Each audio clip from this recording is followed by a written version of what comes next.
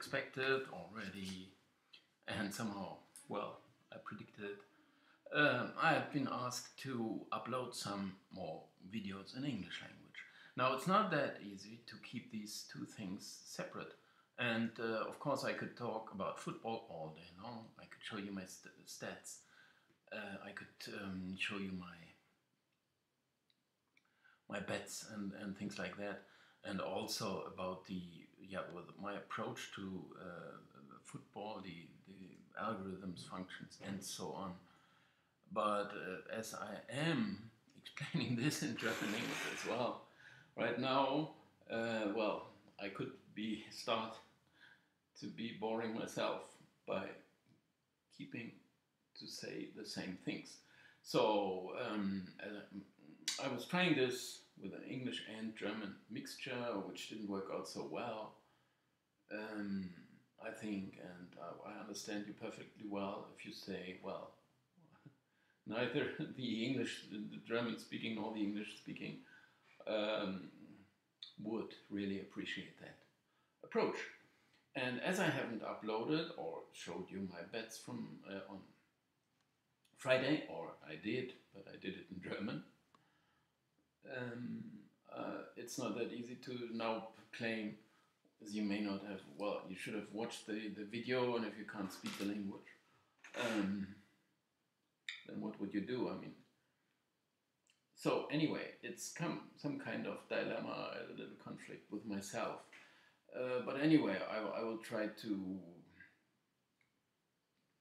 fulfill all your needs and desires, and whatever they may be. And I'm still restricting this for now on the German football, the top 2 leagues. I'm doing some more in that, and even right now I started my database as well with the youth football even. But I'm not going elsewhere. I'm just sticking to these 2 German leagues. Okay. I mean, to get something new in, I could try to explain maybe a few more things. I mean, I would be very happy if, of course, all you German speaking that are watching my videos, are following my channels, as I very well appreciate, and of course I'm very happy that I could well, you are getting more as well. But of course you are very welcome to these English speaking videos as well, and hopefully you would not turn off because you said, oh, well, I heard all this already. To get some new contents in, as I said, I was talking about the games, I was talking about the bets, the proposals, so those who may have still checked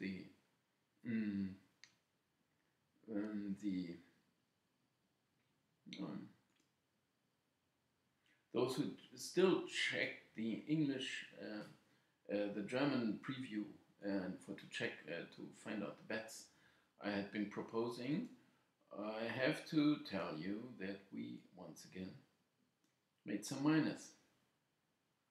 The quality of the bets had just been mediocre. It's 4 good ones, 4 bad ones. One had been neutral, which is very fair only to consider this one neutral. We had been a bit unlucky there as well, because the chances had been there, but it was exactly neutral. But so 4-4 is nothing to make money with. I need a better quality. But still, I mean, 4-4 is still pretty okay, of course. Well, it's not okay. I need a plus, but it could be worse. Let's put it like that. This table here we got, I could try to explain this a bit better. This is after this match day. And now Bayern took over at the top, and I had been expecting for them 13.62 points, which is close to what they got. But they should have earned just 11.65. It is still the best value here, but you see Dortmund are even close. But it's actually it's 2 points less than expected. So I mean, in this certain sense, they had been a bit lucky. I expected them. No, my mouse broke down. Now it's connected again. Okay, I expected them to score 16 goals, but they should have scored only 14. They managed to score 19, so in this sense, they had been a bit lucky too. I expected them to concede 5.75, but they should have conceded 7.63. It's these last two games that really hurt them. And against Köln they won 4-0, in Paderborn they also won 3-2, but both efforts were not really good. And we can look at this as well here. I mean, as you didn't see the preview, or you did maybe, but this is kind of a preview for the next week already. Here we could check out Bayern's profile. You see here, the red one is for the efforts, and the blue one is what I expected. So starting, well, they had always been slightly behind, right? Except for the first game. But they had always been slightly behind by efforts, but they managed to get the results on the expected level. So that's close to what we saw in the last table. But if you see this, the red one went down while the opposition was rather a bit weaker. I mean, you have to say if Bayern is straight, they just play average teams. If the blue one is going up, the expectancies, then they play, from their point of view, they play weaker sides. If it goes up, they play a good side. If it goes down, they play a weaker than average side. Less than average. So these two, I mean, you can always, you can remember, or you can look it up here, or, I mean, this table would tell you enough, but you could also imagine we are at some point, we are on match day 20, then maybe there are some values here that are going back to these first 6 match days, and the next 14, they might even be better than this and still not catching that fully up. So you would say, well, their shape is very okay, or their shape is bad. Whichever is valid then is true then. Okay, anyway, this you could check for every single team here in this table, and usually when this indicator is red, it means we want to go against this side. So if there is a low side which are still red, we strongly want to go against them. This is Augsburg in this case, because they are pretty low, but still this is red. So they won these 5 points. This is what I expected, which they are behind a bit, but as they played only for 5.2, so this is computers weighing this a bit more if you want, so they played less good than expected. Although they are a bit behind what they should have had, or also should have had 5.2, but as I expected them to be better, it's still in red. And same for Hertha, who even in Köln did not play a real good game. Of course, we can check back this last match day game by game, which I've done in German language already, but I will try to repeat that quickly, because Union played okay. They had about as many chances, or even a bit more than expected. Frankfurt were a bit better. Of course, when they had the lead, it plays a bit easier these days. Okay, they made the most of it. They got these 3 points home. It was still close enough to say it could have been a draw as well. but maybe also as Frankfurt were better than expected, you can say, well, it was a deserved win. In Mainz-Wolfsburg, this surely was not deserved, and here you have one of these phenomena that occur very frequently these days. One side score a goal after 6 minutes, Wolfsburg did, and they get this home. It's very sad for the game of football that it works out, and it does happen again and again. Well, these days it happens more often, although in the Bundesliga you have to say, well, 30 goals. That's quite enough to always, to consider it exciting. As there are goals coming. But that's not possible for Mainz to turn this around and so on. So they should have at least at some point have had the equalizer. We saw the pictures here. They were just unlucky. Here it may occur a bit funny that Augsburg were not that much worse. I mean, you would say, well, actually they were within range of deserving a point. You could here say as well, Leverkusen did have the lead, and then they relaxed a bit and they said, well, how would they trouble our goal? They kept them away quite well because this is lower than this. What they should have had is less than this. So Augsburg did not get the chances they wanted to have. Although Leverkusen also did not do that much and wait for the later stages when the chances were growing in size. And Paderborn, of course, they were a bit unlucky. If you say here, well, Bayern almost 1 goal less than expected, what they created chances for, while Paderborn almost 1 goal better. So you can say, well, 1.74 goals, the home side better. Well, why wouldn't Bayern then trip and stumble and fall over, maybe in the end? Just to get a draw there for Paderborn. It didn't happen. But maybe you could easily argue that they would have deserved it. And this was also when what you could feel while watching it. Or sense while watching it. They had been coming close. And Hoffenheim would have at least deserved the equalizer, but another such game where one side took the lead and wait for the chance like Leverkusen did, wait for the later chances to wrap it up, which they did, but Hoffenheim did have more in the end, like Gladbach a bit less. Here you have to say, well, at some point we need that equalizer to get this excitement into the game, which wasn't to be. But still, it felt as if it was fairly deserved, so Hoffenheim should have equalized. Then we could see what happens. Then we may have seen what happens. If they can put on, or Gladbach can come back then, or prove they are better, whatever it is. There was only a very small edge to Gladbach, so it was an even game. Close to here, what it was here, but as Hoffenheim had the better of it, you could say, well, at least a draw for them.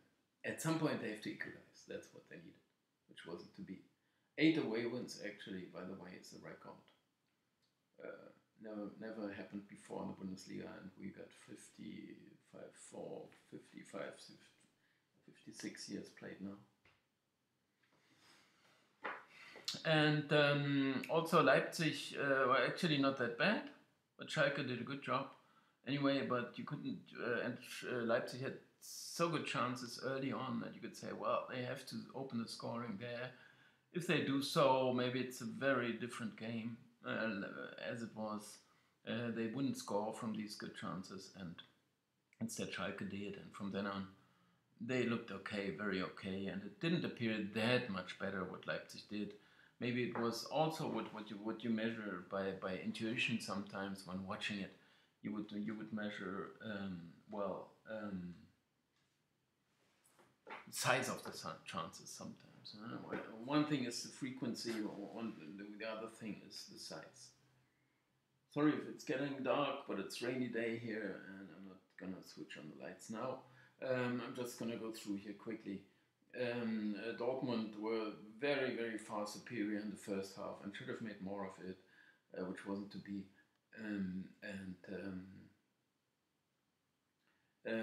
Werder still had a very, very great comeback in the second half when they were still alive, only being a single goal down. And when they equalized, it looked even as if Dortmund started to get shaky. So even Werder appeared to be well in a position maybe to score the next goal, but it was in the second half at least it was two-sided. So either one could have won it. In the first half it was pretty one-sided.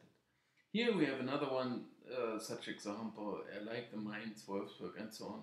It's always the clearly much way worse side by stats that are winning the game. So it means you can't do much with your superiority. As soon as you're losing, you're gonna lose the game. It's very sad for the game of football, and I'm trying to point out these things also in different videos, of course. Defending has become easier, and why is it becoming easier? That is for the silly application of the rules. If the strikers, if they take a deep breath inside the area, right, and the defender goes to the ground, then it's always going to be a foul against the defender. Well, the attackers, the defenders can do what they want, right? And they say that's not enough for a penalty. So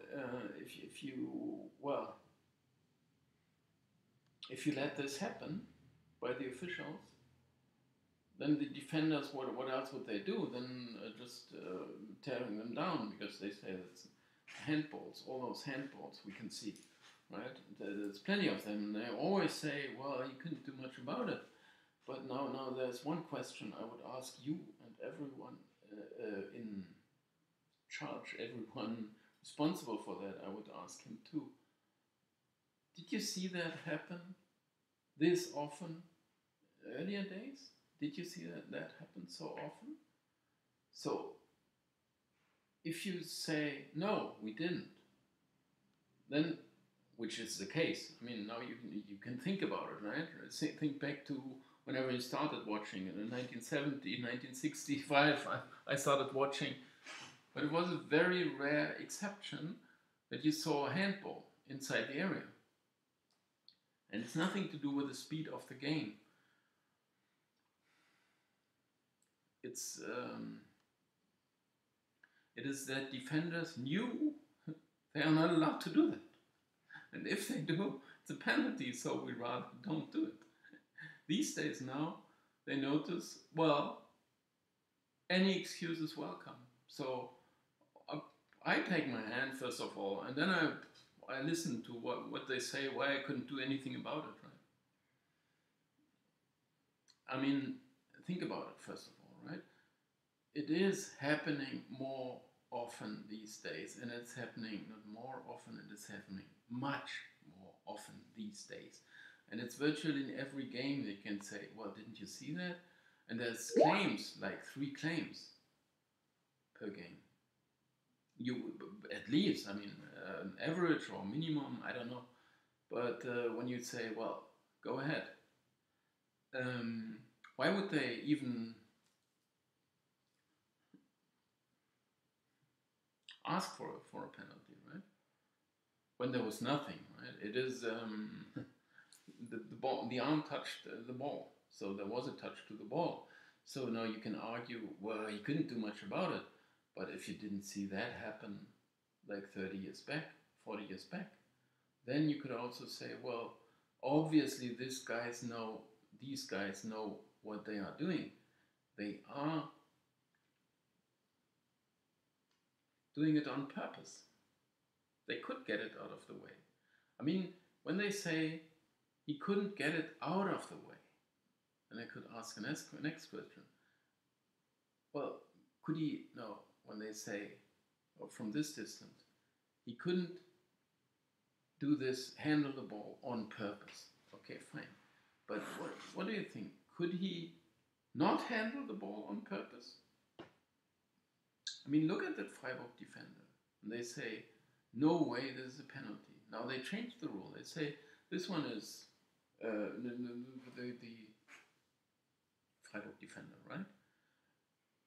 Almost like that. So that's, first of all, there's the angle, how do they call that? I don't know. That's, if it were here, okay, you can say there's a difference between being here, here, here, and so on. But this one is above his body or right next to his body. I mean, it's above the body actually, but say it's in the height of his head. I don't know, but he's not getting it there on purpose. But could he get it away on purpose? I mean, just say to make sure it's not going to touch my arm. Of course he could. Of course he could. If he knew something bad was going to happen, if he would do like this and the ball would get attached to his arm. So that's the wrong question they asked, right? He couldn't do anything about it because he wouldn't get the arm out of the way from that distance also. But he could. I mean, he could not just even bring it there because he knows that's not allowed. If they say it was allowed, then he says, okay, next time I'm going to try like this, maybe. I mean, at least there's a better chance, right? To stop a ball from any range. It's just silly, and all those decisions go against the strikers. If you ask for the psychology behind that, why would they do that? Why would they decide like that? What is the video assistant's job? What is he doing? The video assistant is no help in that because he's into that wrong way of thinking himself. Because they say, when there's a goal, we have to make sure this stands. Because there's not the slightest inch of any, some attacker doing something wrong, maybe wrong throw-in maybe, and then the goal from there, or wrong side that's through-in. So we have to stop that, right? And then they find out, okay, it was the wrong side, or it was a wrong bad throw-in, I don't know how we call that. But just silly stuff, right? They would disallow those goals, and because he's into that wrong kind of thinking, if you ask why they would do it, why would they? I mean, would they be interested? Football becomes boring, or what is the gain if going against the attackers? No, I've said that virtually within these words. If you the psychology behind that. It is the value of a goal is considered too high. It is too high if there are so few goals. I mean, 30 is maybe okay, but still you would say, well, any goal for Freiburg or for Düsseldorf, for example, or Union, or at a certain point, of course, in any game, but in this game as well, would be a decider in this game, and so on, and this game for a long while, in this game as well, at the end, in this game for a very long time. So any goal coming there would more or less decide over the outcome of the game. And those decisions you are afraid of. You think, well, if I give this penalty here, then not only am I raising the size of the chance from the occurrence, whatever happened there, this Freiburg defender that stopped the ball with his arm, he was not stopping a certain goal, by no means. If you give a penalty for that, you almost make it a certain goal, right? From 5% or 3%, because maybe he stopped the ball because there were attackers somewhere behind him or something like that. But this attacker got to stop the ball, headed into this goal. Okay, it's maybe big, but there's still a goalkeeper. He may not touch it properly. There may be a defender in the way. Lots of things can happen, even if he lowered the chance, which would have occurred otherwise, this defender, right, by handling the ball. Even if he lowered the chance, the value of the chance is significantly rising by awarding a penalty. And this is what he doesn't want to do. And also, any goal that stands, any goal that really occurs, that it's counted, has a very, very huge influence. First of all, on the chances, or on the chances for the winner, or from winning to drawing, if it's a 1-0 or 2-1. The goal line was 2-1 against Düsseldorf. it was late on in the game, so if he gives the penalty for Düsseldorf, then it's from win to Freiburg to a draw, which is a major change in chances for the outcome. Even if neither one is certain after this, it's still from 90% this to 90% this. So it's a major change. And this responsibility they do not want to take. And they are supported by those media reporting about it like that. So media would say, no, we can't give a penalty for that, first of all. So the referee says, okay, takes a deep breath, okay, I'm not considered to have done something wrong. Even if they would say, well, that should have been a penalty, as in Bayern, Schalke Bayern, 3 times. And they would all say, even if they say, well, that should have been a penalty, still, it's just a discussion about it. They would say, well, you should have given, yeah, would you say, yeah, you should have done so. Why didn't the VAR intercept? Well, okay, he may not have considered them major, but still he's okay, doing okay with his decisions, right? The referee. He's not really blamed for that. It's forgotten already. It's a 3-0 anyway, so why would you start thinking about, well, 1 goal for Schalke? Okay, fine. So it's 1-3 then. What would you wish to give 3 penalties and then win the game, or what? Or 4 penalties in the end? Well, I would just like to have the rules applied. And those 3 handballs that Bayern defenders did, catching the ball or in the wall, he was jumping and he was, he was stopping the ball like that. So, and it was a direct attempt at goal. So, well,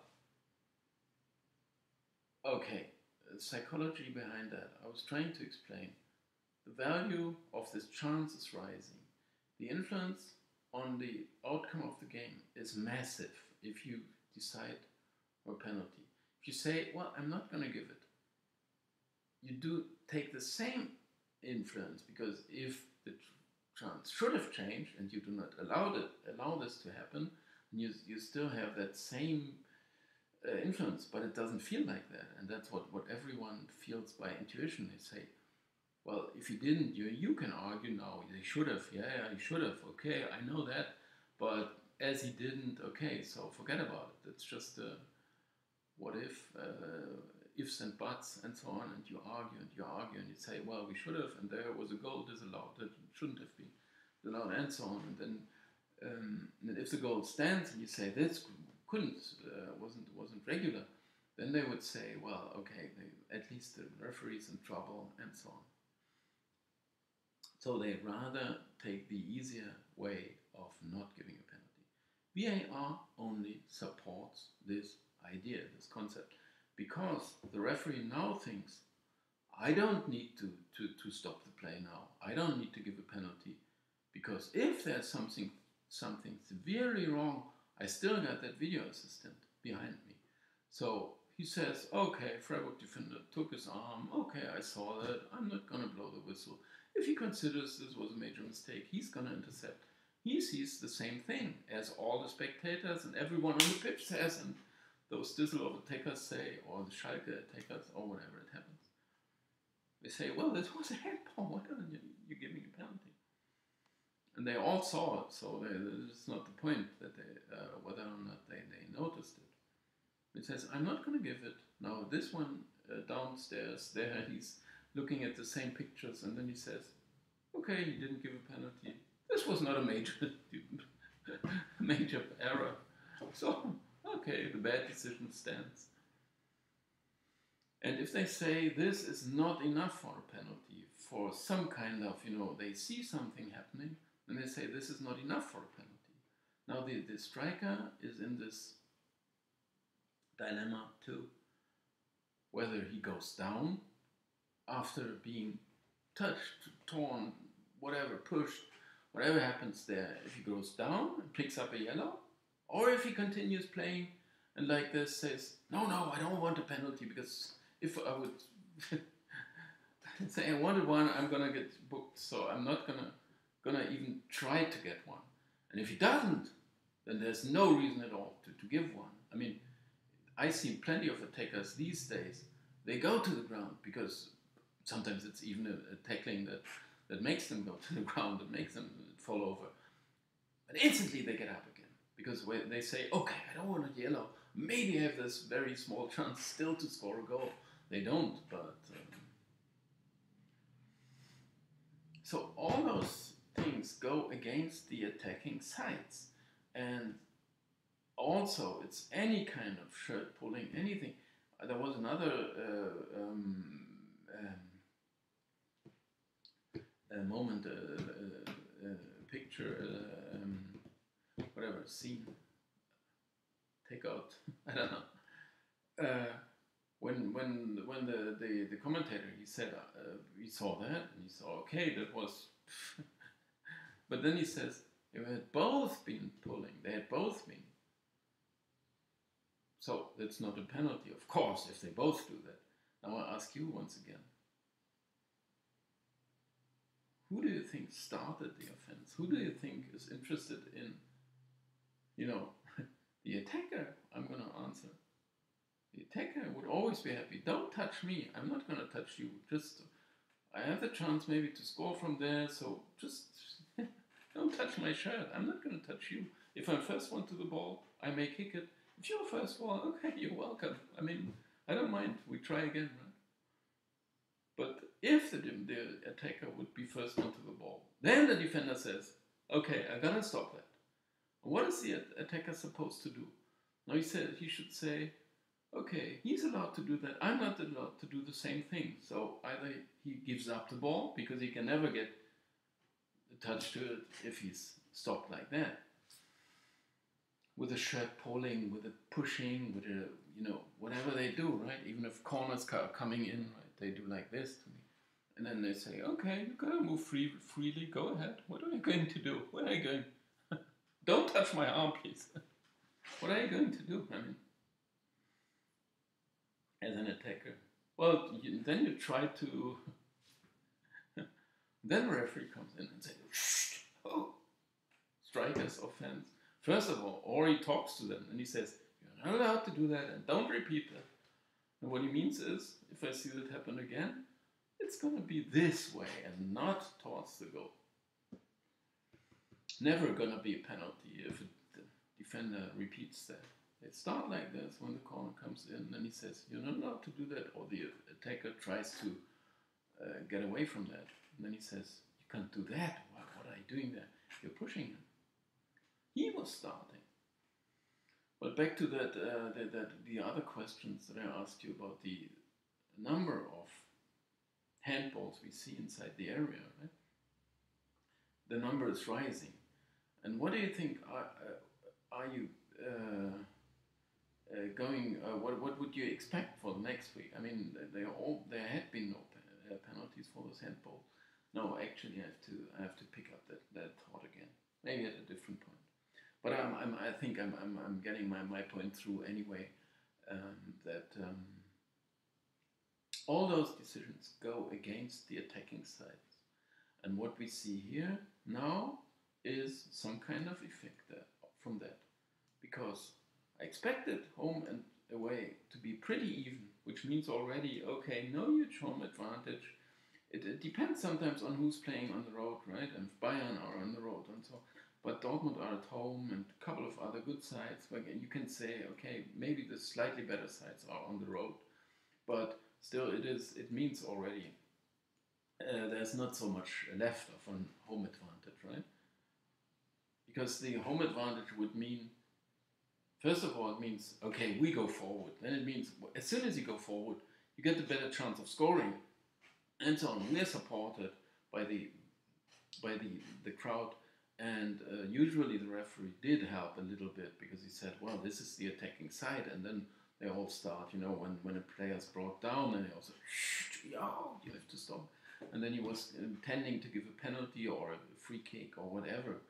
But it's not the case anymore. Now they say, well, I don't care about the crowd, or I need my referee observance or whatever they are to satisfy them, to keep my career going. So not much of an advantage. What happened was they were all behind in the scoreline. So this is by coincidence, you can say. But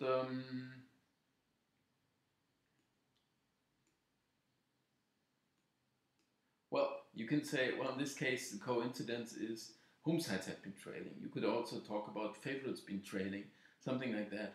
But here it's not really been favorites. It's like, but what happens at least if the sides that are trailing, you wouldn't see that in the stats if it weren't one-sided. It's this time it's for the away side. Usually you see it game by game, right?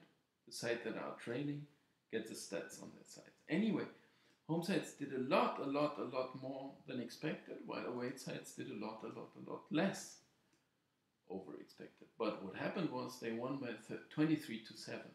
So if you take that and you would, this would happen again and again in the future, and then you would say, well, I don't care for anything. You can go attack all day long. You're not going to score. If we get that one chance, we are going to score. And this is the very, very sad thing about football, if you think about that. And I mean, one more thing that I would like to add is you're not getting reduced the number of occurrences inside the area that you have to discuss, that you have to argue about. You're not going to reduce it like that if you say, oh no, this was so close, I could have maybe, oh, I'm not sure. Then you will always see defenders stepping over the rules and the others argue, oh, could I? Oh no, penalty, no, can't do that. Oh no, that would be harsh, very harsh. Especially if it's 0-0 in the last minute, and they would say, this moment in this important game, oh, you can't give a penalty. Okay, you can't follow the rules, apply the rules then, or what? The point is, if you would reconsider, think differently about it, and you would say, okay, what I would like to see is some goals. I would like to see those excellent footballers play football, show their best, show me what they can do with the ball, not without the ball, tackle badly and not being punished. That's what or even injure their opponents, because this is what happens more and more often. And so I would like to see them play football, and I would like to see them show all their skills and not being stopped in doing so. Because defending is a lot easier than that. Right? You just build your wall and you get all excellent physically and excellent powerful defenders all around. And all they need to not let you get by, like Neymar or someone like that. Don't let him get by. So whenever he's coming close, I mean, I'm going to stretch out my arm so he's not going to get by. It's a foul. Okay, fine. So we rearrange our lines. We set up them for the set piece and so on. We're not going to concede a goal. And why would you wish to see that? If you would start to give the right to go to the attacking sides, to the attacking players, then all this problem would be resolved by those more goals coming. Then it would not be a major or a game decider. If you give a penalty in the last minute, you give it in the 20th or 28th, or you give 3 penalties, it doesn't matter because there was an offense. So this is okay. You all know the rules. You're not allowed to do that. So don't do it. If you do it, it's a penalty. If you don't do it, fine, even better. So we see them play football. That's what we most like to see, right? We would like to see that Neymar dribbling, getting past 3 defenders and scoring a goal. Why wouldn't you like to see that? And then you wouldn't say, what an awful defense. You would say, what a fine footballer. I mean, I'd like to see that again and again. And it only depends on how you think about the rules, how you apply the rules. And